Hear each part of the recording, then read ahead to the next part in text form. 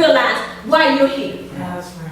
I think Miles Monroe put it best. He said, the place with the most treasure in it is in the graveyard. That's right. When you go to the graveyard, there are millions and millions of people in the graveyard that never tapped into who they were. Died, left here full of who they were supposed to be, and they never done it. Never tapped into who they were. Died with no hope. Died never even coming close to why God sent you here. There's something you're supposed to do. You are here on purpose.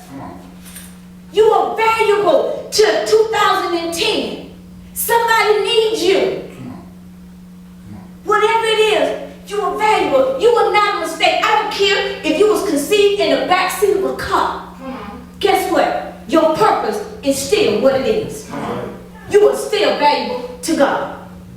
Because guess what? He's the life giver. And if he didn't see forth to give life out of that backseat experience, he would not have. So you were never on mistake. You was intentionally sitting here. That's right.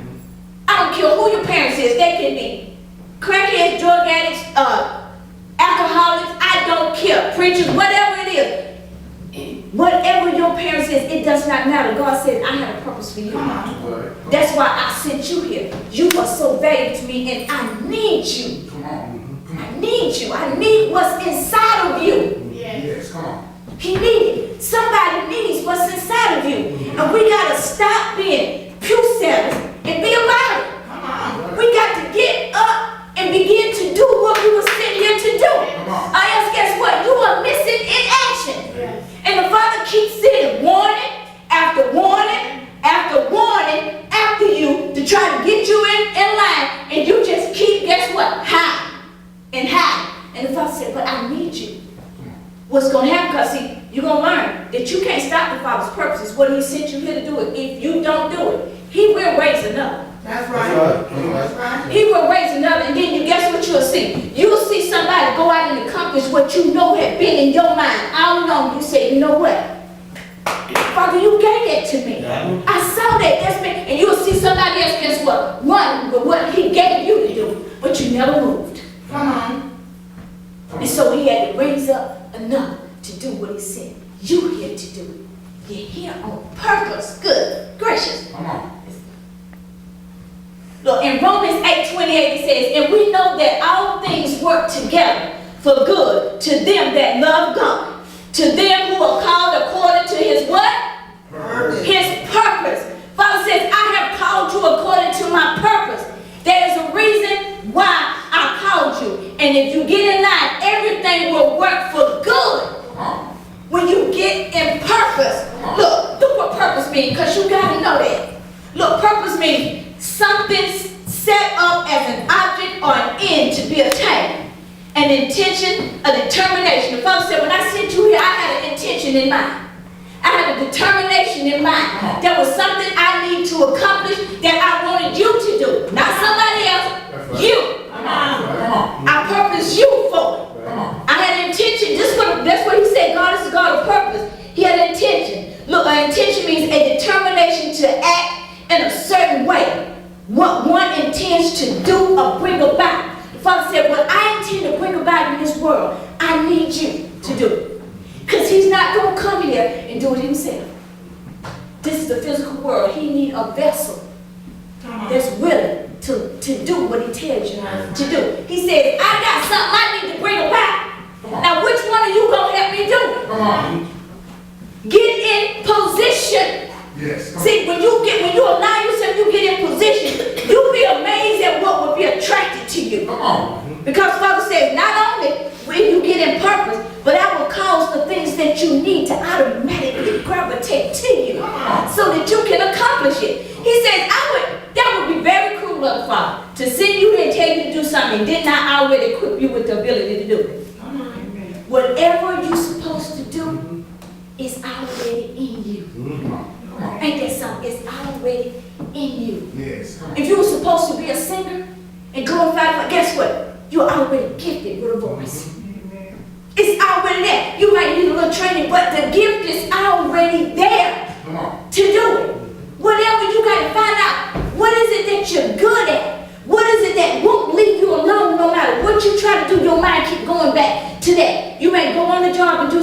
but you ain't satisfied because something else keeps pulling you. Come on. And that which keeps pulling you is your purpose.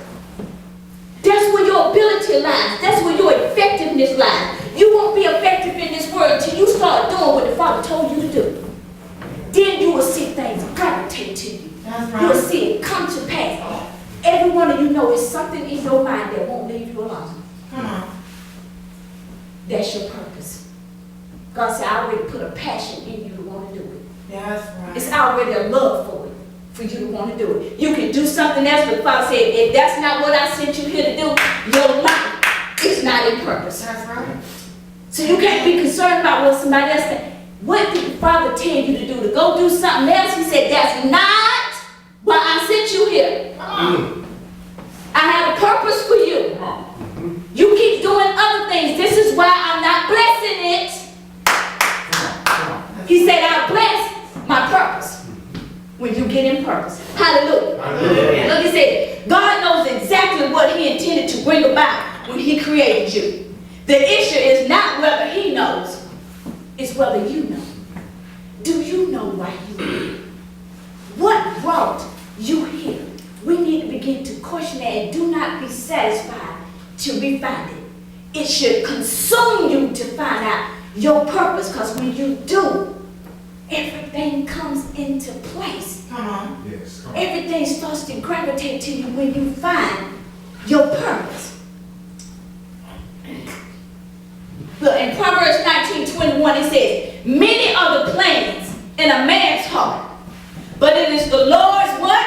Purpose. Purpose that prevails. Plus, I don't care how many plans you got in your life. You can go out and plan something, do something, but Father says, I ain't going to succeed. It's my purpose that's going to prevail.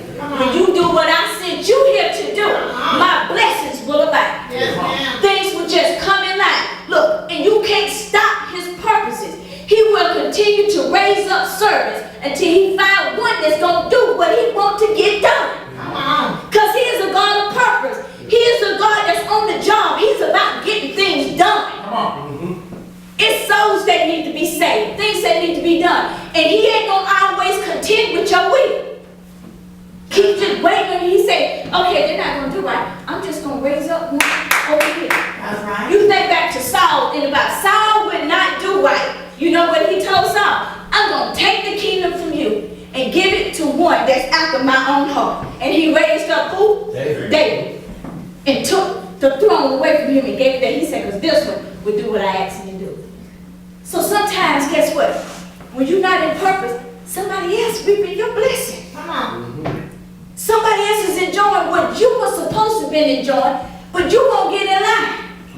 You won't do what you're supposed to do. So right now you are, let's see, what's the word? Right now you are not of any, I wouldn't say you're not of any concern to the Father, but he's waiting on you to get your mind together and say, Father, I want to do what you sent me here to do. Yes. Yes. Whatever brought me here, I want to do it. Come on. And you'll see the blessings come from it. It said many of us try to do what we planned in our heart, and we wonder why it doesn't succeed. See, the Father, he says, many other plans in your heart.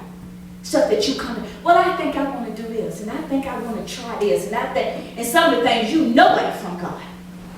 We ain't even got to go, and some things we try to do, we know that's not from God. Because it is not bringing him any glory. In fact, it's bringing him shame. If you're doing something that's bringing the kingdom shame, that is not your purpose. It is not why you sitting here. Anything you sitting here to do is going to glorify him. I don't care if you sew clothes. If that's your purpose and you're the best clothes maker it is, guess what? You will bring him glory. I don't care if you're supposed to have a lawn business. If that's what you're supposed to do, be the best lawn business person that it is. You cut people grass so good till they just in awe when you get finished. And guess what? You bring him glory because you represent the kingdom. Come on. Whatever your purpose